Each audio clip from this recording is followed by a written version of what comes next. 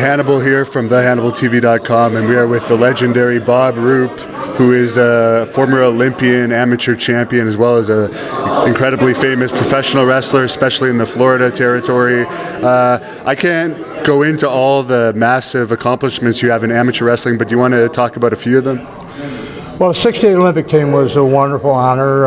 1969, I wrestled my last amateur tournament. I won the National AAU Greco-Roman 220-pound light heavyweight, of course, championship, and the four-time AAU or five-time AAU All-American. I had a wrestling scholarship through college,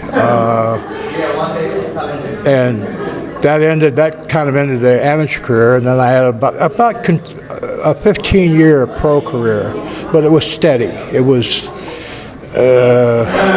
355 days a year for 15 years. And then when my children came along, I retired, and I didn't want to be on the road anymore. And I was older too. I had finished college and been in the service for 3 years before I ever got into pro wrestling. So I got in a little bit later age. So by the time I got up into my 40s, I felt like I was too old. I mean, I could still do it, but my kids came along. I decided I wanted to stay home. Now, you say you finished amateur wrestling when you got into pro, but I did see a video of you on YouTube of you stretching a young wrestler, Wannabee. Is that something that they would do often with you? When I first started, Florida Championship Wrestling actually had on their TV show, they had a sign that said, if you want to try to become a pro wrestler, you can come down to the Florida Wrestling office and apply. But they didn't mean it. What they were using that for was to get guys down there and then have them stretched, to have them brutalized. And then they would go back out in the public, brutalized, and people would ask them, hey, what happened to you? And they say, I went down and tried out for wrestling. It was their way of advertising that pro wrestling is supposedly real. I don't have a problem with showing someone who's being disrespectful that maybe there's some reasons they shouldn't be, if they're talking to me anyway. But in terms of actually just brutalizing someone, no.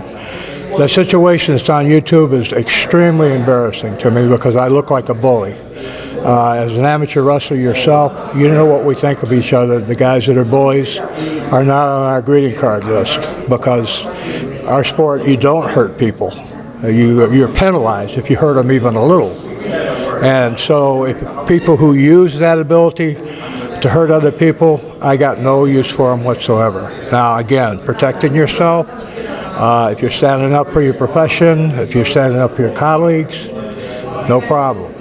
But even then, you only go as far as you need to. You don't have to break everything. And this guy had come down to the one that we're talking about on, please don't watch it, but the one that's on YouTube, the guy had come down, had been trained. He applied for wrestling with someone who worked there who wasn't smart to the business. And the person who was smart ran into the office and went, oh my God, there's a guy down there knocking the wrestling business. They called me in and asked me, I kept telling the guy to run out the back door because they wanted me. Eddie Graham, I'm sorry, Eddie's gone. But he asked me, he told me to break the guy's leg. You're an amateur wrestler, you don't do that. You never have any pride in yourself against someone who can't defend themselves. So I kept telling the guy to relieve, to run, get out of there. By the time that tape came on, I'd already been on the air, or I'd already been in the ring with him for 10 minutes. I told him already 7 or 8 times to get out of there. He wouldn't. Eddie Graham kept talking to him to coming back and getting back in the ring again. And I told the guy, I said, man, there's that back door back there. You better get out of here. This guy's insisting I break your leg. He's my boss.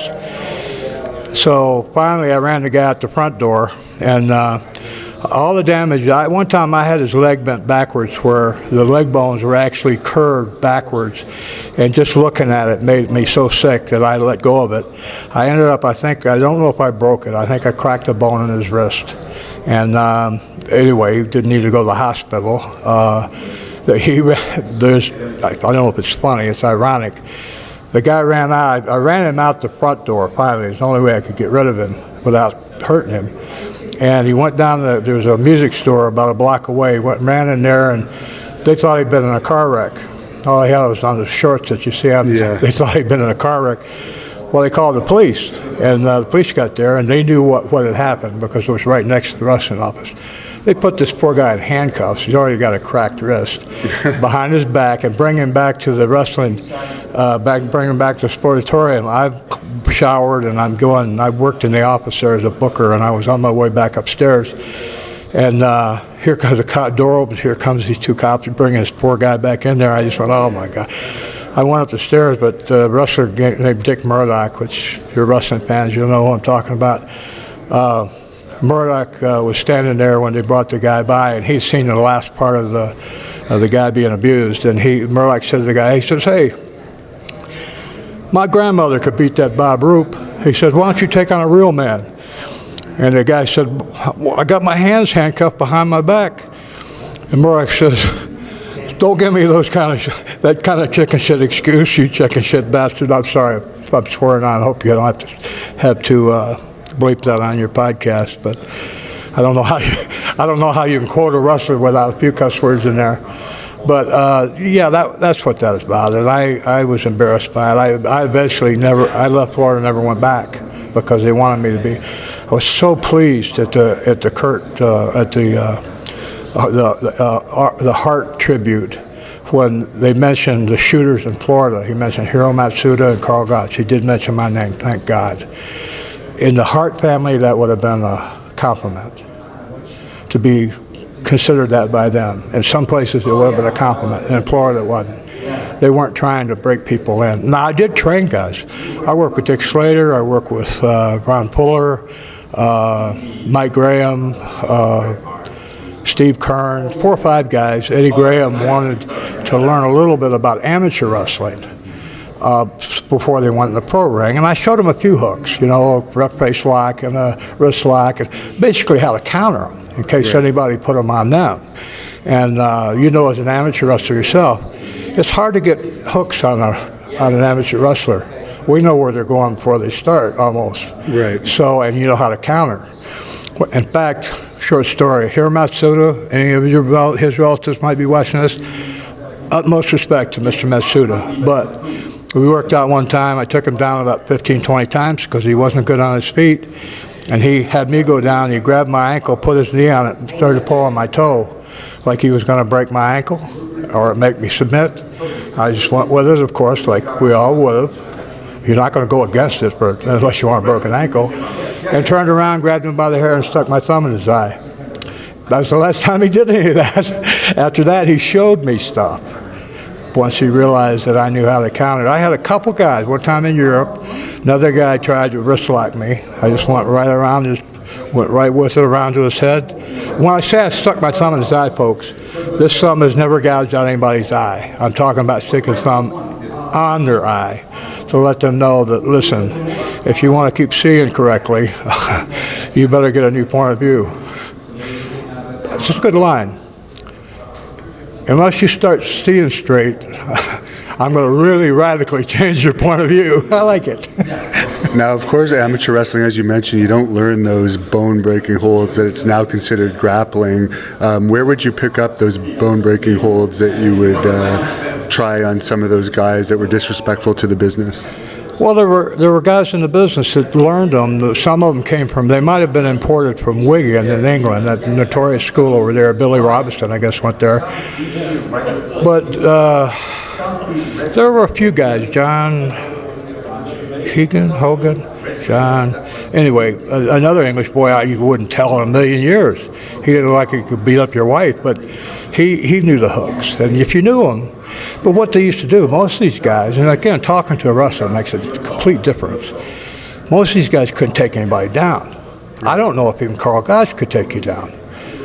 Us. Yeah, because even if you watch the Olympics, there's very few actual takedowns if you know how to properly defend it. Yes. So what they did, these guys, people would come in to try out, and they would have the shooter, who usually looked like 2 cents waiting for change. He didn't look like anything. He'd be sweeping the floor or something. They said, okay, we're going to let you work out with the janitor here. And he'd get in the ring, and they tell him, well, he doesn't know how to wrestle, so what he's going to do, he's going to go down, and we're going to have you get on top of him and show us what you can do. Well, by the guy going down, what he did was to put him in self-position. These guys you see it in mixed martial arts all the time. Guys working from underneath, working for those kimuras and all that stuff, the submission holds from underneath, right? Same thing. The guy underneath working for a wrist lock or, some way to get a hook or leg or whatever. They had to have the guy, the mark, or the poor guy who wandered in there, the torturee, I guess I should say, they had to have him actually put his hands on them in order to cripple him. So in other words, our invitation here is, would you like to be crippled? Come see us. They always had a thing you had to sign. Imagine you're going to the national championship, and before you got to sign a thing saying, I swear under any circumstances I will not bring charges of serious or permanent injury or death against the NCAA or anything but by the college it's at, anybody connected with it. Serious injury, permanent injury, paralysis, or death. Look, I'm just trying to be the janitor here. I don't think I'm going to sign this, right? I mean, they had to sign that release to work out there. Anybody that worked out at the right sign, seeing that was out of their mind. Anyway, I never hurt anybody real bad. Now, I see you're friends with Jerry Briscoe. He was one of the great amateurs of your era. Is there anyone else you would rate as a top amateur that was also a pro in that time? Well, Jack Briscoe was former NCAA champion. But the thing is, we left that behind. It's a difference. I used the phrase in a book called The Difference Between Oranges and Orangutans. They both start with O-R-A-N-G. They're very close. They're completely different. And pro wrestling and amateur wrestling are completely different. The Harts were talking about integrating amateur into pro. I agree with that. I think that's great. But those amateur holds that are being integrated, they're working them. It's not shooting. All the matches that I've ever seen, especially between wrestlers, the guys who knew how to wrestle, that were shoots in the ring, in the pro ring, were the absolute most horrible matches you ever saw because nothing happened. There was no action. Two guys down wrestling in a hold, one guy riding another, leg riding, say, or whatever. It was boring. After about 5 minutes, people start throwing stuff at the ring. Hey, we want to see some real wrestling. Get a headlock, hit the ropes, do something. So most boring matches in the world, there wasn't any place for it in pro wrestling. It just, again, integrating pro or amateur style into pro, yes, I agree. Working snug, being tight, not to the tight point where you're scaring the guy, but tight enough that, it wasn't absolutely necessary because the guy wasn't going anywhere. Maybe if you're working with a rookie and he's not sure what you're going to do, you want to be a little, not just touch him very lightly, but just maybe give him a firm enough handhold to know where, so he knows where you're going or where he should stay.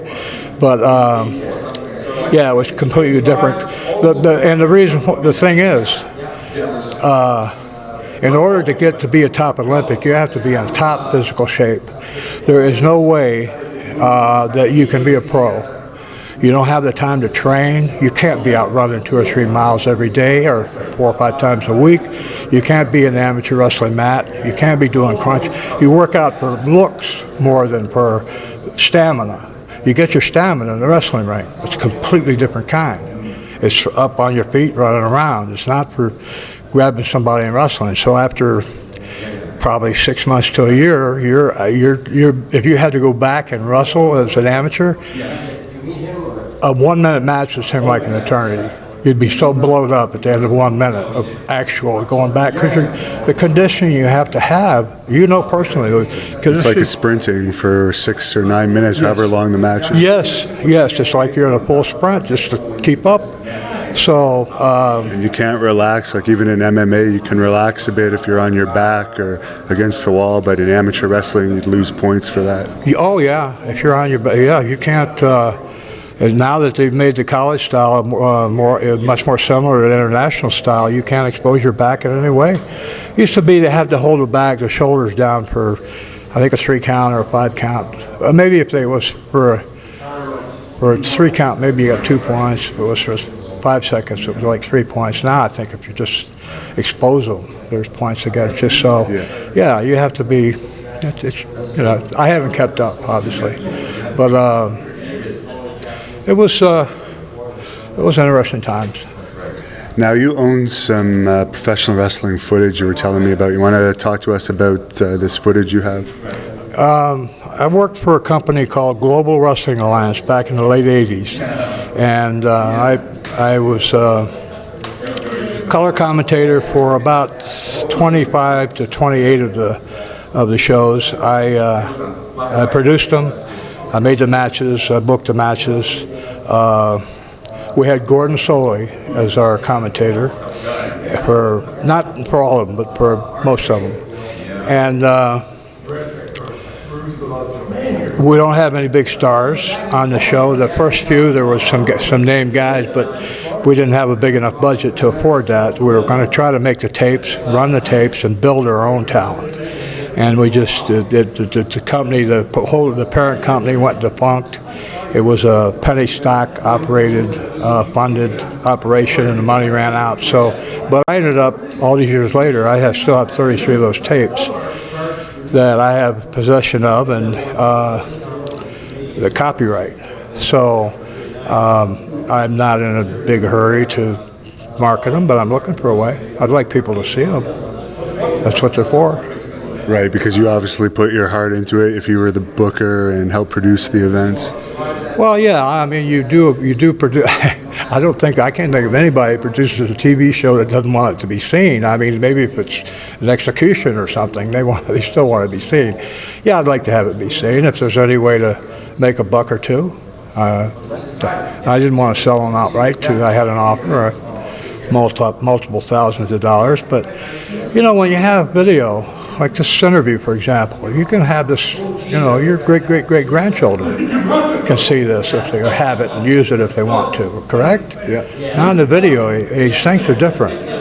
Well, I have children and grandchildren too, and those tapes, they represent maybe some kind of steady income over 100 years, rather than just selling them for a set fee now. They might have in the long term, and I'm not wealthy, don't get me wrong, but I don't need to sell them. So, but I'm looking for you. I'm looking for Freudian slip. I'm looking for a way to see if I can monetize them in a way that's honorable, and it has to be profitable for everybody, of course. I mean, it can't be just for me. I have to know that everybody's going to make money. That way, if people are working for themselves, in a sense, they're going to work a lot harder than if they're just working for you. And where were they recorded? What territory? It was in South Florida. We didn't have a territory. We had a wrestling school, and our building was in Fort Lauderdale. Davie, Florida is a little township in Fort Lauderdale. And our show aired on one station in Miami, and then when we ran out of money, everything just stopped. Again, I have, they were originally on 1.5-inch tape that's been defunct for years. I had them converted to disc, and I have them electronically available. But again, they're not going anywhere. Their content is going to be as valuable 10 years from now as it is today, because I don't think that these tapes are going to be the kind of tapes that you're going to be able to promote the talent on the tapes. They have to be, I think, entertainment in their own right, because most of the guys on that, some of the guys that wrestle on that tape are dead. It's going to be hard for them to make an appearance. Right. Trans will be easy, but having them actually appear is going to be difficult. Well, you know, pro wrestling style, you get a guy with a similar build and a mask. That's him. Right.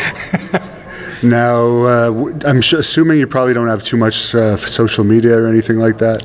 I've stayed off it for years. I got on it originally, and I became so busy. I had some writing that I was doing. I was trying to see if there was any interest out there about that, and it got so busy. I felt like if people did comment on something I had put on there to be read, and even if it was 15 people commented on it, I felt that I should write every one of them back and say thank you, or if you don't like it, read something else. No, usually only people answer.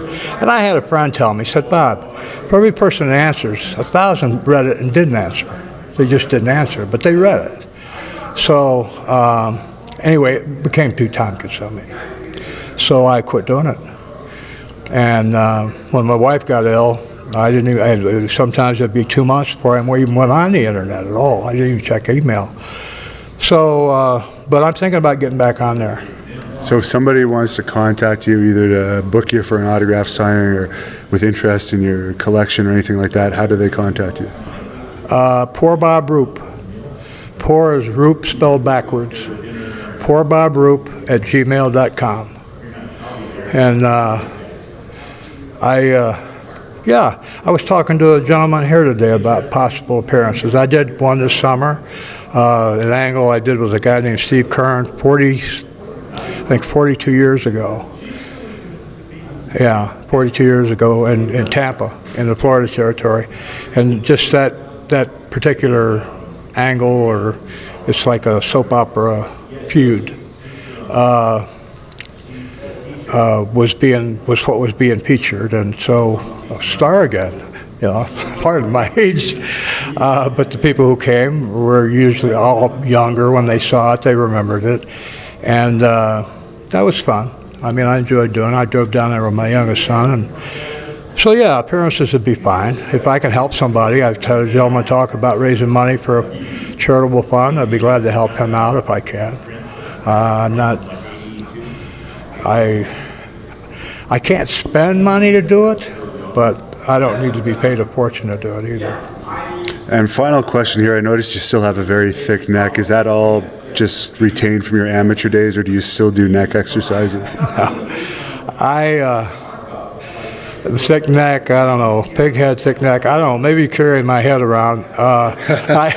I try to stay I'm in good shape if you consider round a shape, and it is. So I'm in really good shape. Physically, I'm all right, but I'm 76 years old. I'm doing well. I don't see what you see. I'm sorry, folks. When I look in the mirror, I don't see what you're seeing. But I couldn't get up in the morning, or I'd have to get rid of all the mirrors. But I feel okay, and I feel good. I got 2 kids we own a home together, and they're 29, 25, and life is good. So. Very good. Well, thanks for talking to us, and we hope to see you again and talk to you in the future. That'd be my pleasure.